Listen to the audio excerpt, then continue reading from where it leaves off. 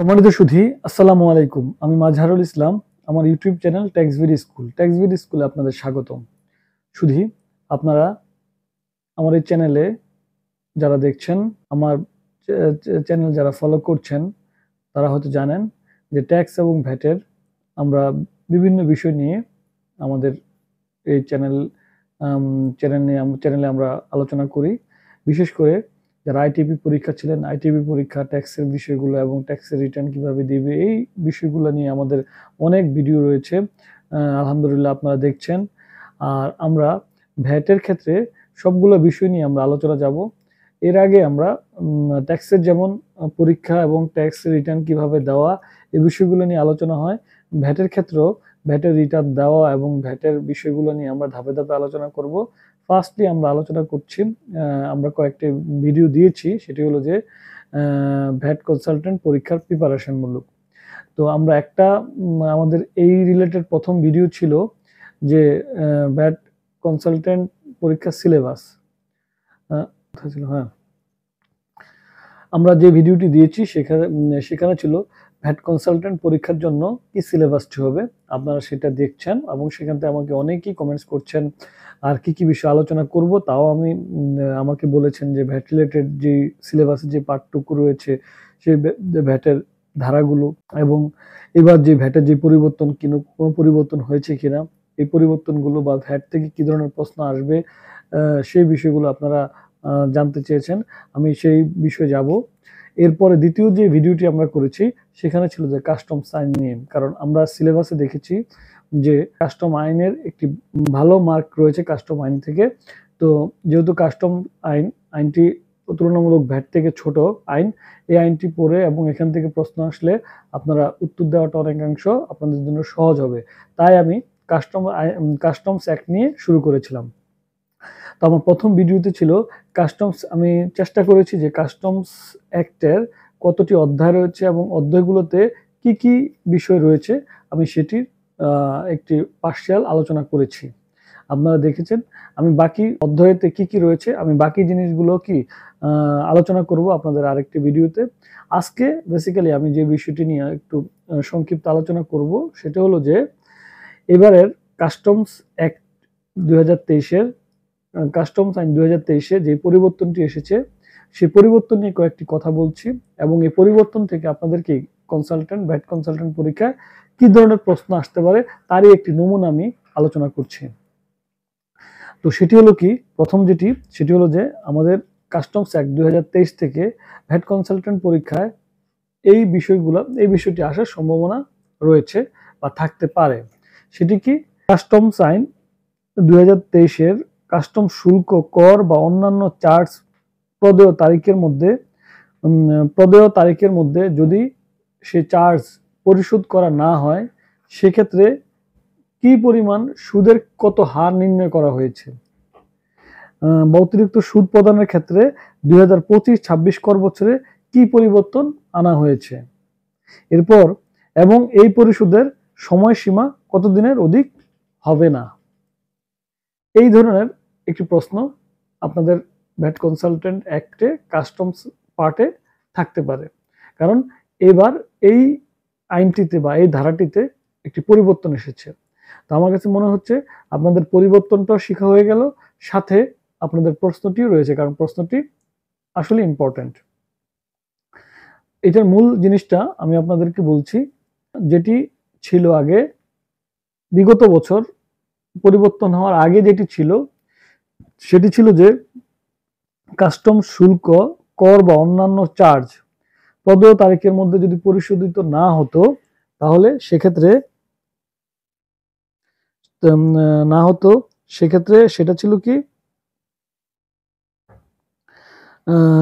Charge পরিশোধের জন্য শুল্ক, কর ও অন্যান্য চার্জ পরিশোধের জন্য দায়ী ব্যক্তিকে উহা অবৈধকরণের বিজ্ঞপ্তিতে অন্য কোনো তারিখ প্রদান করা না হলে 10 দিনের মধ্যে উক্ত শুল্ক, কর ও অন্যান্য চার্জ প্রদেয় হবে। এটা আগে ছিল, পরিবর্তনের আগেরটা আমি বলছি এবং কোনটা পরিবর্তন হয়েছে সেটা আমি বলছি।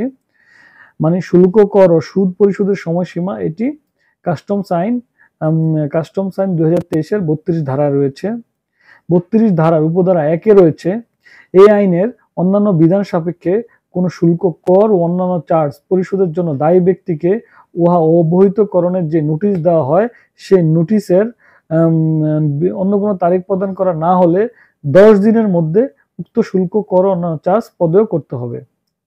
তারপর উপধারা 2 রয়েছে, যদি কোনো শুল্ক, কর, অন্যান্য চার্জ পরিশোধের জন্য দায়ী ব্যক্তি ধারা 35 উপধারা 2 এর অধীনে বিলম্বে পরিশোধের জন্য অনুমতি প্রাপ্ত হন, তাহলে উক্ত উপধারায় উল্লেখিত মেয়াদের মধ্যে পরিশোধ করা যাইবে।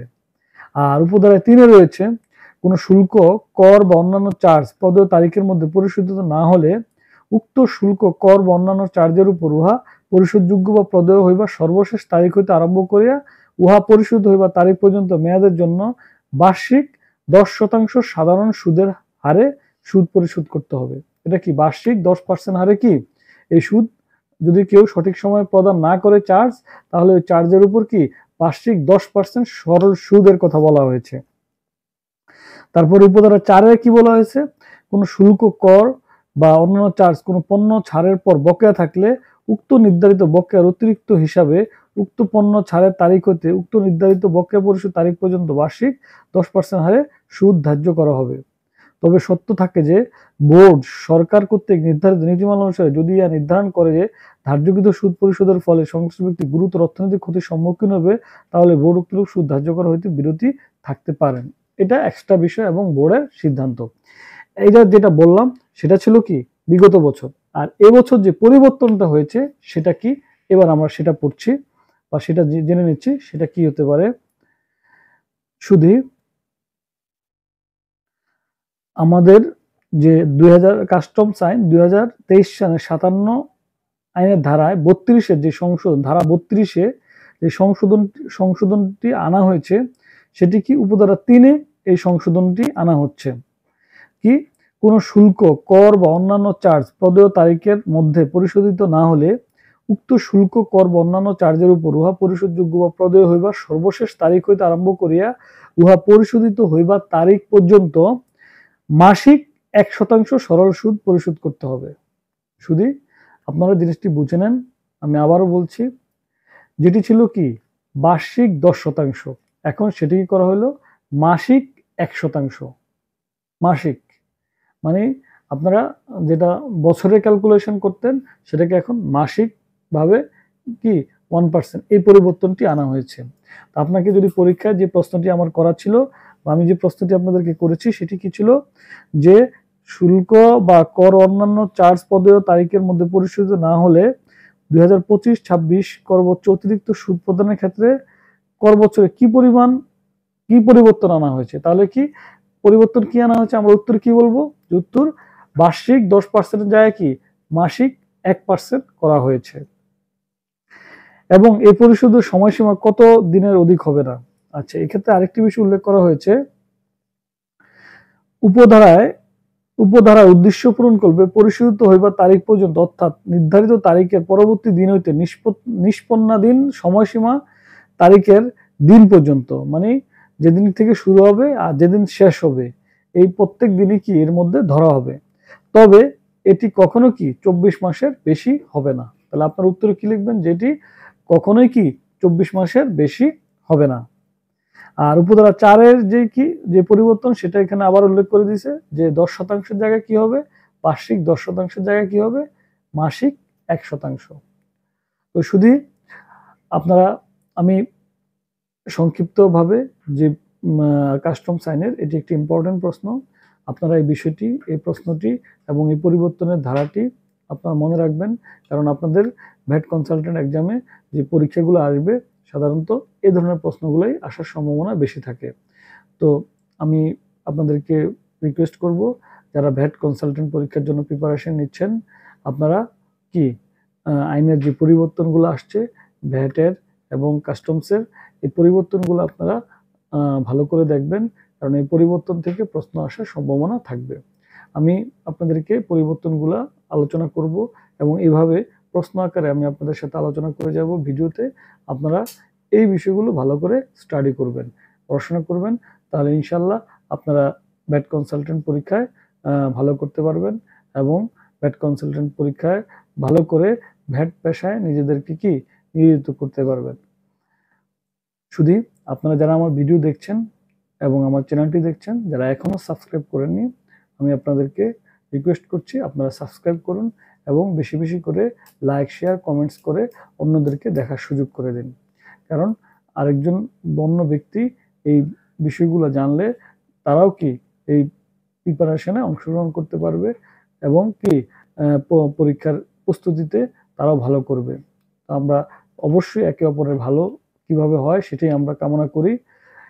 এবং আপনারা ভ্যাট কনসালটেন্ট পরীক্ষার জন্য প্রিপারেশনের জন্য আমি ধারাবাহিকভাবে আরো অনেকগুলো বিষয় আলোচনা করব এবং কাস্টমস আইনের যে পার্টটি বাকি রয়েছে আমি সেটিও আপনাদেরকে কি আলোচনা করব। তো আজকে এই পর্যন্তই। আপনারা সবাই ভালো থাকেন এবং সবাই আমার চ্যানেলের সাথে থাকেন এই কামনা করে সবাইকে আবারও আসসালামু আলাইকুম।